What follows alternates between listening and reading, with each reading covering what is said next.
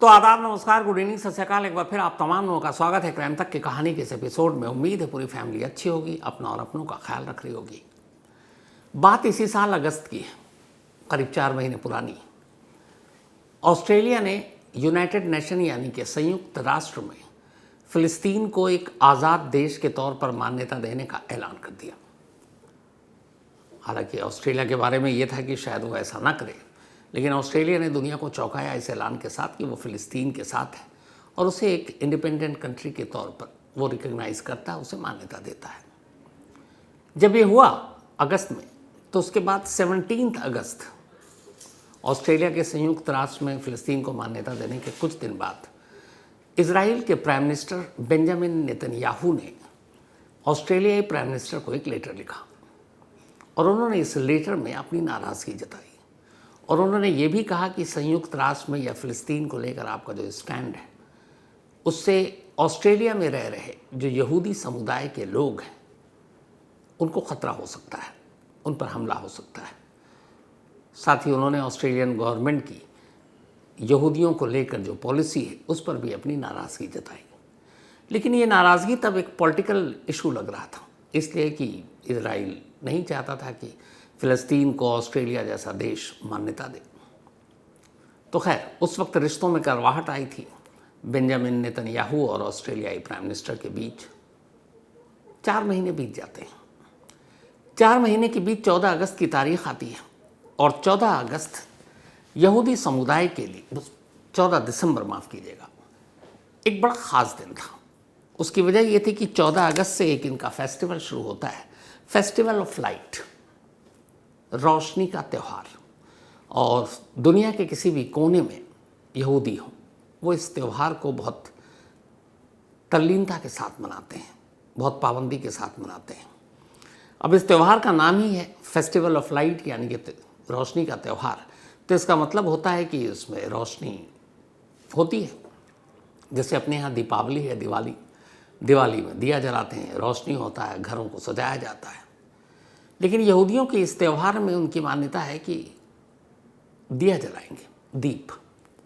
और ये त्यौहार 8 दिन और 8 रात तक चलता है।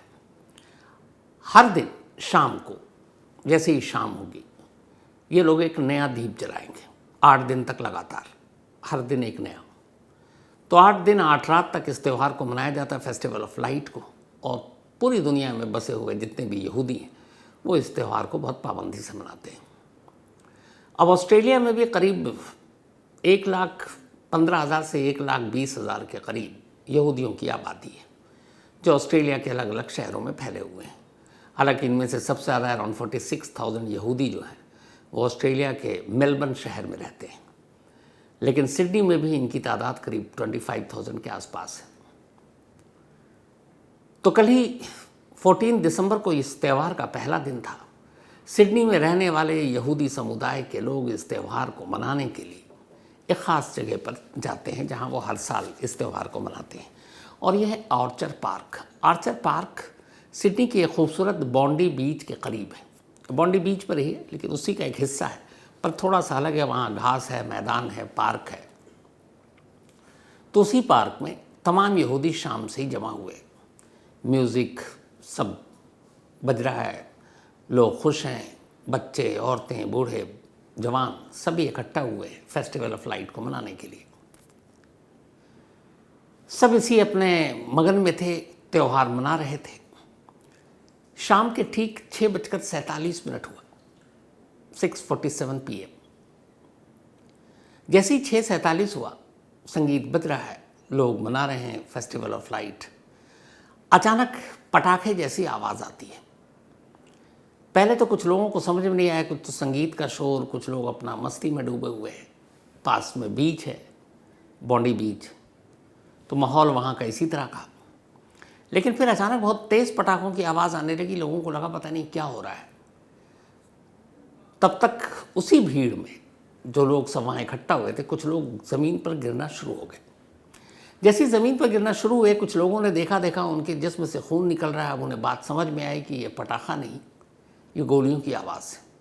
अब जैसे ही ये हुआ तो भीड़ में से शोर, शूट आउट। अब जैसे ये शोर बढ़ा, लोग बदहवास, जिसको जिधर मौका मिला जान बचाने के लिए, अब वो भागने लगे। एक अफरा तफरी मच गई, लोग भाग रहे हैं कि कोई आड़ मिल जाए, उस आड़ में छुप जाऊं, अपनी जान बचाएं, और उधर गोलियां लगातार चल रही हैं। जिस जगह पर ये पार्क, जहाँ पे यहूदी समुदाय के लोग इकट्ठा हुए थे, उसी जगह पर एक फुट ब्रिज था, और वो फुट ब्रिज जनरली बीच तक जाने के लिए बीच पहुंचने वाले लोग उसका इस्तेमाल करते हैं।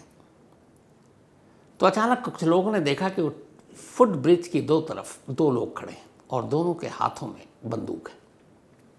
गोलियां उसी फुट ब्रिज से चल रही थी, और फुट ब्रिज पर जो शूटर थे उनको एडवांटेज ये था कि फुट ब्रिज ऊंचाई पर और ये सब नीचे, तो वहाँ से निशाना लेना बड़ा आसान था। तो जैसे उन्होंने देखा, वो उसकी गोलियों की इज्जत से बचने के लिए लोग इधर उधर भागने लगे। बीच पर हमेशा सिक्योरिटी, यानी कि न्यू साउथ वेल्स जिसके तहत ये सिडनी आता है, वहाँ की पुलिस भी मौजूद थी। जब पुलिस को समझ में आया, तब तक पुलिस ने देखा कि किधर से गोलियां चल रही हैं। पुलिस उन दोनों शूटरों को घेरने की कोशिश करने लगी। गोलियां चल रही हैं। इसी दौरान में एक शख्स जो वहां बीच पर आया था अपने फैमिली के साथ, उसने देखा कि फुट ब्रिज पर एक शूटर गोली चला रहा है और उसका पूरा ध्यान सामने की तरफ है, और वो उसके साइड में है, और थोड़ा सा एक समझ लीजिए कि पीछे की तरफ से वो गाड़ियों की आड़ लेता हुआ अचानक उस शूटर के करीब पहुंचता है, अपनी जान जोखिम में डालकर, और सीधे उसको पीछे से धर दबोचता है। सबसे पहले वो उसके बंदूक पर काबू पाता है, उससे बंदूक छीनता है, और फिर उसी छीने हुए बंदूक का निशाना अब उसी शूटर की तरफ कर देता है। वो उसके पैर में गोली चलाता है। इस दौरान में उसे पता नहीं था कि दूसरे शूटर ने तब तक देख लिया। तो जिस शख्स ने उस शूटर को दबोचा था, दूसरा शूटर उसकी तरफ अपने बंदूक का रुख कर देता है, दो गोली चलाता है, कंधे में लगती है उसको, एक गर्दन के पास, और फिर वो घायल हो जाता है। इस दौरान लोकल पुलिस हेडक्वार्टर तक खबर दे चुकी थी। आसपास जितने भी करीबी New South Wales police department के पुलिस पर्सनल थे, उन सब का रुख अब बीच की तरफ था, और वो बीच की तरफ भागते हैं। उधर गोलियों की आवाज़ अब भी आ रही है। एक शूटर एक तरह से न्यूट्रलाइज हो चुका है, ज़ख्मी है अभी, लेकिन दूसरा शूटर अब भी भीड़ की तरफ लगातार गोलियां चला रहा है। लोग भाग रहे हैं, और ये सब कुछ कैमरे में कैद हो रहा है, क्योंकि बीच के इर्द गिर्द तमाम कैमरे थे। फिर न्यू साउथ वेल्स पुलिस पहुंचती है, उसके बाद दो तरफ से शूटर को घेरती है, और आखिरकार शूटर की तरफ फिर गोलियां दागी जाती हैं, और दूसरा शूटर भी ज़मीन पर गिर पड़ता है। इसके बाद पुलिस उन दोनों को उठाती है, फ़ौरन अस्पताल ले जाती है। उनमें से एक मर चुका था, दूसरा सीरियस था, उसे अस्पताल में एडमिट किया गया, उसका इलाज चल रहा है। जब इन दोनों शूटरों की शिनाख्त हुई, फिर पता चला उनकी सीसीटीवी कैमरे के ज़रिए कि वहीं पे एक कार खड़ी है, इसी कार से ये दोनों आए थे। उस कार से एक ड्राइविंग लाइसेंस मिला, उस लाइसेंस में नाम लिखा हुआ था नवेद अकरम, उम्र 24 साल। अब पुलिस नवेद अकरम एड्रेस घर की तरफ पता करती है कि ये कौन है। उधर दूसरा शख्स मर चुका था। नवेद से पूछताछ हो नहीं सकती थी, क्योंकि वो सीरियस था, क्रिटिकल था। थोड़ी देर की इन्वेस्टिगेशन के बाद सिडनी में ही एक लोकेशन से पता चलता है कि नवेद का घर कौन सा है। वहाँ एक लेडी थी, उसका नाम था वेरेना नवेद अकरम की माँ थी, ऑस्ट्रेलियन सिटीज़न, ऑस्ट्रेलिया की। जब उससे पूछा गया तो पता चला कि जो दूसरा शूटर मारा गया है उसका नाम साजिद अकरम है, साजिद अकरम। तो साजिद अकरम असल में नवेद अकरम का बाप था। उसकी उम्र होगी करीब 50-52 साल, और नवेद अकरम की उम्र 24 साल। तो ये दोनों बाप बेटे थे। बाप यानी साजिद अकरम पुलिस की गोली से मारा गया, और नवेद अकरम पुलिस की गोली और जो शख्स ने उसको दबोचा था उसकी गोली से घायल था। जिस शख्स ने अपनी जान पर खेल कर नवेद अकरम को दबोचा, उससे बंदूक छीना, बाद में पता चला उसका नाम अहमद अल है। अहमद अल ऑस्ट्रेलियन सिटीज़न, वहीं का रहने वाला, और उसने ही अपनी जान पर खेल कर नवेद अकरम को पकड़ा था। अब इसके बाद उधर 20 से घायलों को अस्पताल ले जाने का सिलसिला शुरू हुआ। तब तक गिनती हुई, कुछ लोग क्रिटिकल थे, अस्पताल पहुँचे, उनकी मौत हो गई। 16 बेकसूर लोग जो अपना त्यौहार मनाने के लिए आए थे, फेस्टिवल ऑफ लाइट, रोशनी का त्यौहार, उनकी ज़िंदगी हमेशा हमेशा के लिए अंधेरे में गुम हो गई। 16 लोगों की मौत हुई, 35 घायल हुए। 50 राउंड से ज़्यादा गोलियां चलाई बाप बेटे ने। अब इसके बाद बाप बेटों की कुंडली खंगाली गई तो पता चला कि बाप और बेटे, बाप 1998 में ऑस्ट्रेलिया पहुंचा था, यानी साजिद अकरम ऑस्ट्रेलिया ये पढ़ाई के लिए पहुंचा था। वहाँ एक सिडनी के कॉलेज में इसको दाखला मिला और स्टूडेंट वीज़ा पर आया था। बेसिकली ये पाकिस्तानी मूल से था, लेकिन पाकिस्तान के बाद किस देश में गया इसकी अभी जांच हो रही है। लेकिन फिर ऑस्ट्रेलिया पहुंचा स्टूडेंट वीज़ा पर, वहाँ उसने एडमिशन लिया। वहीं उसकी मुलाकात कॉलेज में वेरेना नाम की एक ऑस्ट्रेलियाई लड़की से हुई। फिर वेरेना से उसने शादी कर ली। जब उसने शादी कर ली तो अब उसका जो वीज़ा है वो वीज़ा बदल गया, क्योंकि उसकी वाइफ ऑस्ट्रेलियन सिटीज़न थी, तो वो वहाँ का रेजिडेंट हो गया। सिटीज़न नहीं हुआ लेकिन रेजिडेंट हो गया। रेजिडेंट रिटर्न वीज़ा उसको मिल गया। 2001 में फिर वेरेना और साजिद को एक बेटा हुआ जिसका नाम नवेद अकरम रखा गया। अब नवेद अकरम चूँकि पैदाइशी ऑस्ट्रेलियन था, उसकी माँ ऑस्ट्रेलियन, जन्म वहीं हुआ, तो बर्थ के हिसाब से वो अपने आप ऑस्ट्रेलियन सिटीज़न हो गया। तो ये बाप बेटे, और साजिद का सिडनी में अपना फलों का कारोबार था, बिजनेस था। तो ये 3 लोग थे। वेरेना से जब पुलिस पूछने के लिए पहुंची कि तुम्हारे बाप और बेटे ने ये सब कुछ किया है, तो वो हैरान थी, दंग थी। उसने कहा मुझे समझ में नहीं आ रहा कि ये कैसे हो सकता है। उसका कहना था कि संडे की शाम, यानी 14 दिसंबर की शाम, उसके हस्बैंड साजिद अकरम ने ये कहा था कि वो अपने बेटे नवेद के साथ मछलियाँ पकड़ने जा रहा है। ये कहकर घर से निकला था और अक्सर संडे को जाया करते थे, लेकिन हमें अंदाज़ा नहीं था। साजिद अकरम के पास कुल 6 बंदूकें थीं और सारी लाइसेंसी। हालांकि ऑस्ट्रेलिया में लाइसेंसी गन के लिए बड़े सख्त कानून हैं, और उसकी वजह है 29 साल पुराना एक इंसिडेंट जो ऑस्ट्रेलिया में हुआ था। और वो 29 साल पहले ऑस्ट्रेलिया के एक इलाके में एक शख्स ने अकेले अंधाधुंध फायरिंग की, और उस फायरिंग में 35 लोग मारे गए थे। उसी इंसिडेंट के बाद, ये पर्थ में इंसिडेंट हुआ था, इसी इंसिडेंट के बाद ऑस्ट्रेलिया में गन कल्चर या उसके लेकर लाइसेंस को बड़े सख्त कानून बनाए गए, और फिर दोबारा में इस तरह का मास किलिंग नहीं हुआ, नरसंहार नहीं हुआ। लेकिन अब हुआ तो इसकी वजह क्या थी? तो कार से साजिद और नवेद अकरम के ड्राइविंग लाइसेंस के अलावा पुलिस ने IS का एक झंडा भी बरामद किया, इस्लामिक स्टेट बगदादी वाला। वो झंडा भी बरामद किया, और अब इस बात की तफ्तीश हो रही है कि क्या इन दोनों का कनेक्शन इस्लामिक स्टेट से है। लेकिन उन्होंने ऐसा क्यों किया? अगस्त वाले UN के रेजोल्यूशन से इसका क्या कनेक्शन है? तो इन सारी चीज़ों की अब जांच चल रही है।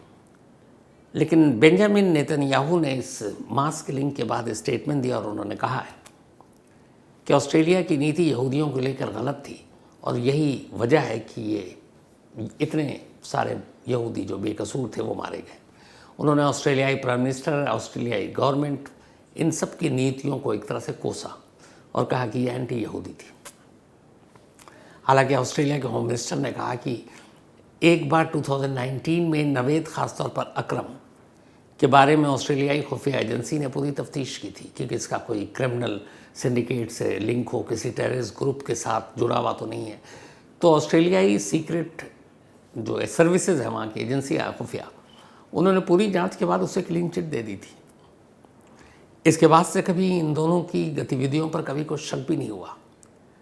लेकिन अब अचानक फेस्टिवल ऑफ लाइट के दिन बाप बेटे का यूं जाना, ये भी अभी तक की तफ्तीश में है कि ये अचानक नहीं हुआ, ये एक प्री प्लान था, और इन्होंने इसके लिए लंबी तैयारी की थी। उसकी वजह ये है कि शायद इन दोनों को मालूम था कि 14 दिसंबर को यहूदियों के रोशनी के त्यौहार का पहला दिन होता है जो 8 दिन चलेगा, और पहले दिन सबसे ज़्यादा भीड़ इकट्ठा होती है। इन्हें ये भी पता था कि इससे पहले इसी बॉन्डी बीच के पास यहूदी समुदाय शाम को दीप जलाने के लिए इकट्ठा होते थे। यानी उन्होंने पूरी एक तरह से इस पर रिसर्च किया, पूरी प्लानिंग की, पिछले सालों में जैसा हुआ वो भी देखा, और फिर इस जगह को इसलिए भी चुना कि यहाँ पे सिक्योरिटी कम होती है, टूरिस्ट प्लेस है, पुलिस वाले होते हैं, दूर दूर पर होते हैं। तो इन्हीं सब वजहों से ये पुलिस का मानना है कि ये सब कुछ पहले से एक प्लान करके किया गया मास किलिंग है। इत्तेफाक से सोशल मीडिया पर एक पोस्ट भी आया, और वो पोस्ट है इंग्लैंड के एक्स क्रिकेटर और कैप्टन रहे, बहुत ही मशहूर क्रिकेटर हैं, माइकल वॉन। जब ये शूट आउट हुआ तब माइकल वॉन इसी बॉन्डी बीच पर मौजूद थे।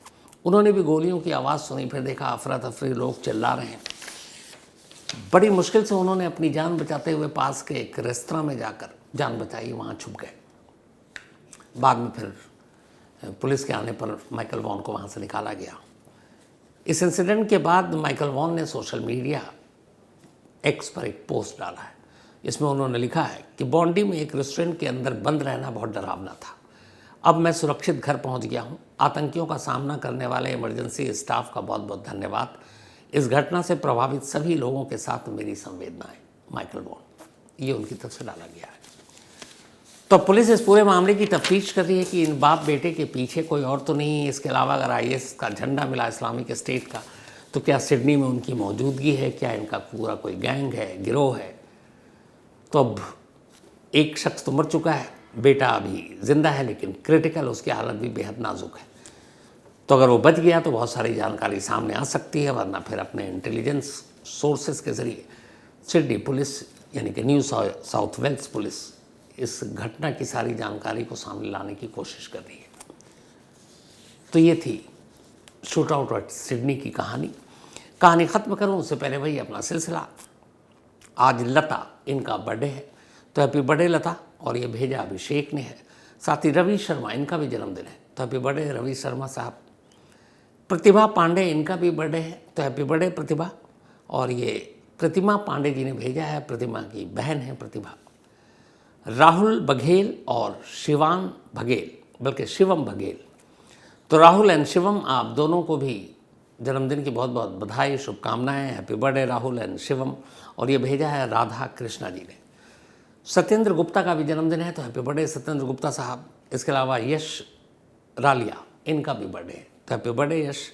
नेहा गुप्ता, इनका भी बर्थडे है, तो हैप्पी बर्थडे नेहा जी। और ये संजय माही की वाइफ है। तो इसके साथ ही कहानी में आज इतना ही। अब आपसे मुलाकात होगी कल रात 9 बजे किसी नई कहानी के साथ। तब तक अपना और अपनों का ख्याल रखिएगा। Thank you very much.